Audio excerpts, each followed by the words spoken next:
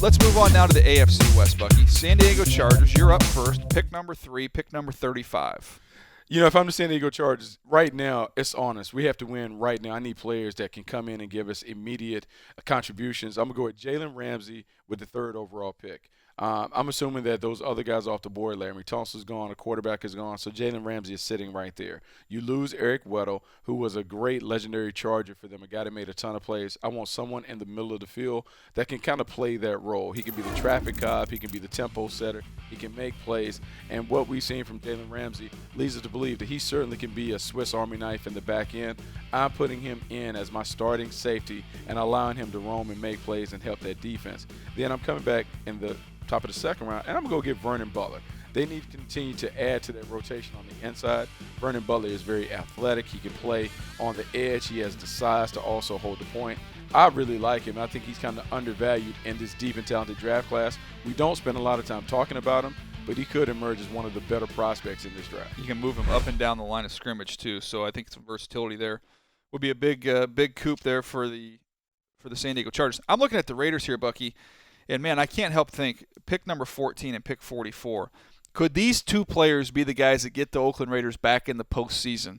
Because the roster they have, what they've done there in free agency, and now you add in, if they get these top 2 guys right, I think that does give them a legitimate shot to get back in the postseason. So it's perfect pairs. I'm going to go in an ideal scenario. I'm going to say Ezekiel Elliott falls in their lap at pick number 14. I mean, that would be an absolute steal for this football team. Love the pick. Yeah. I love Latavius Murray. He's a nice player. I should say I like Latavius Murray, but I love Ezekiel Elliott. He gives you so much more in the passing game. His ability not only to go out and catch the football, but to help in pass protection.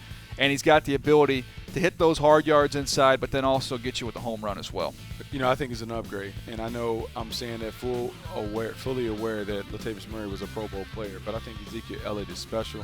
His ability to make plays inside and outside and in the passing game would certainly give them a talented set of skill players. I like that pick.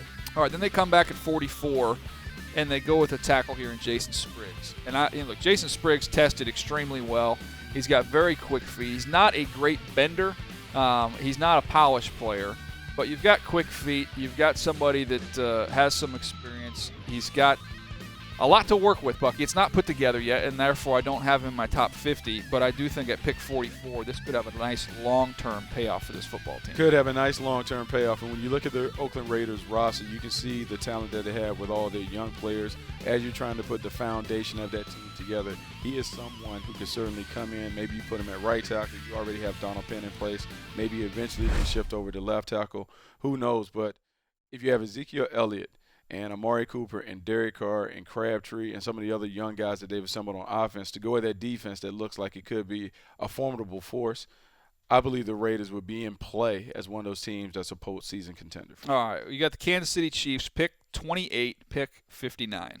You know, the thing about the Kansas City Chiefs is they went on their run. After starting out 1-5, they go into the playoffs, they get a playoff win, and they can continue to build upon that momentum by fortifying what I think their strengths are. They need to find a cornerback because you lose Sean Smith, someone that can go with Marcus Peters. How about Eli Apple at the bottom of the 1st round? Eli Apple is long. He's versatile. He has the ability to do some of the things that we saw from Marcus Peters in being able to press, to play off, to play man or zone. Gives Bob Sutton a lot of flexibility in the back end. And I know it's scary to think about, I'm going to have 2 young players on the corner, but because their defense is so simplistic, I think they should have the opportunity to get on the field right away and have success. And after Eli Apple, I'm going to come and say that we need to make sure we back up and fortify our outside linebacker position. Justin Houston with the injury. Justin Houston with the injury. Tamba Ali getting older. I know we have D Ford ready to rock as a rotational player that can step up and fill it. But how about Kyler Fackrell coming in and being one of those guys that can kind of jump in and be a package player? Andy Reid did some of these things when he had Connor Barwin at Philadelphia, a versatile player, a nice athlete. I see Kyler Fackrell in a similar vein. You add him to the rotation, you are now adding enough weaponry on that side, enough ammunition for Bob Sutton to really come after people in the AFC West. Fackrell, really athletic. You can drop him in coverage, do a lot of things with him, Bucky. A finesse rusher, not gonna bowl you, not gonna overpower you, but somebody that I like because his ability to really bend and wrap around the edge. I think that'd be a good pair there for the Chiefs. Broncos, Super Bowl champs, pick 31, pick 63. Let's go 31. Let's go offensive line here with Jermaine Ifedi. And this is somebody at A&M. I think he can play right tackle. At worst case scenario, I think you've got a really, really good guard. He's played inside and outside.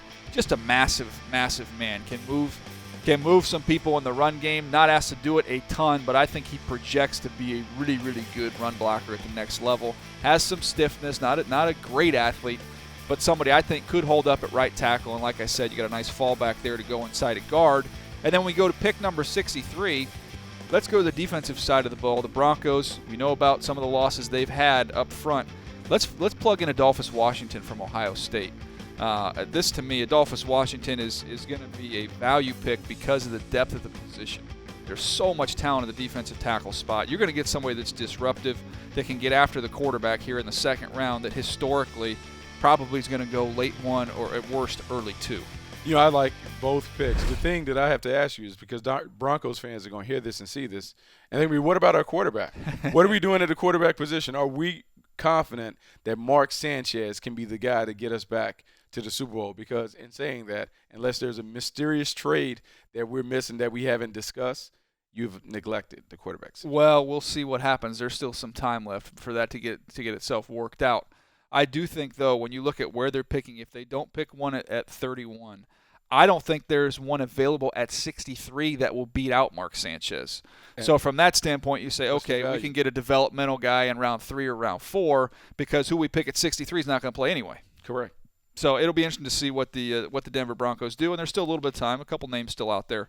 We'll see what they do in free agency, Buck.